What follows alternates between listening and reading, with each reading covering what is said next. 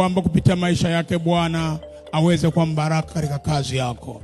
Naomba hivi kwa Yesu Kristo aliye Bwana na Mwokozi wetu. Wote wakasema amina. Sisi kama viongozi wa dini tuna wajibu wa pekee wa kuliombea taifa letu, pengine kuliko watu wengine wote. Na ninaposema kuliombea taifa letu, tunayo maelekezo rasmi kabisa kwenye Biblia yanayotutaka tuliombee taifa letu. Na kwa kuwa nimeona wengi mnatembea na Biblia zenu na vitendea kazi wamepewa hapa viongozi, basi hebu tujielekeze kwenye Mambo ya Nyakati 7:14.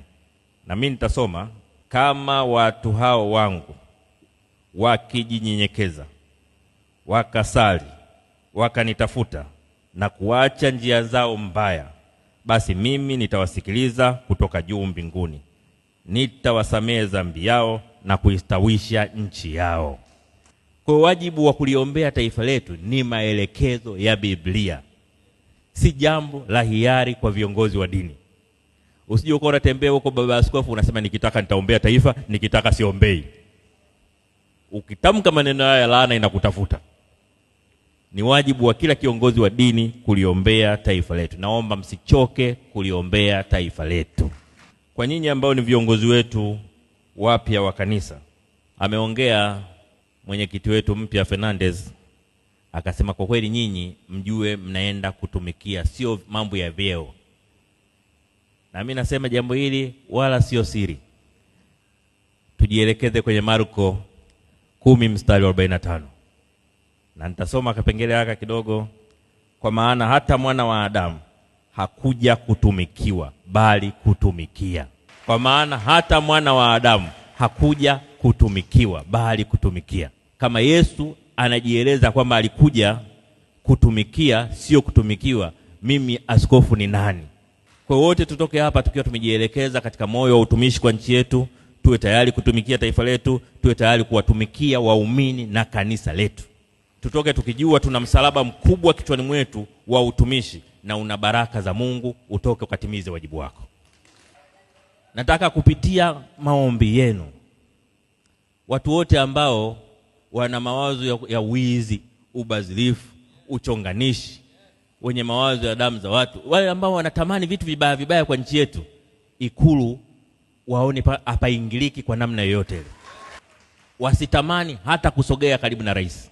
Na ndio maana nimetaka nitupie maombi yenu nyinyi, watu wote wanaoamini katika dini, tumuombe rais wetu. Na hapa kwenye shughuli ya leo, Ikulu yetu kutoka hapa tulipo iko magharibi. Ipo magharibi huko.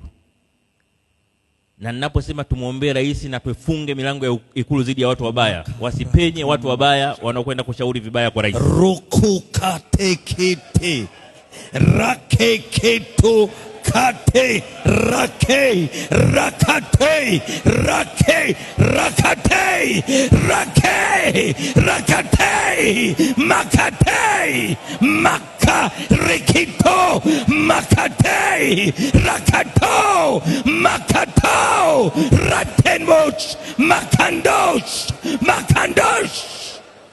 Baba, umesikia ombi la makamu ya rais juu ya Ikulu Baba. Baba, wewe una macho, unachunguza mioyo ya wanadamu.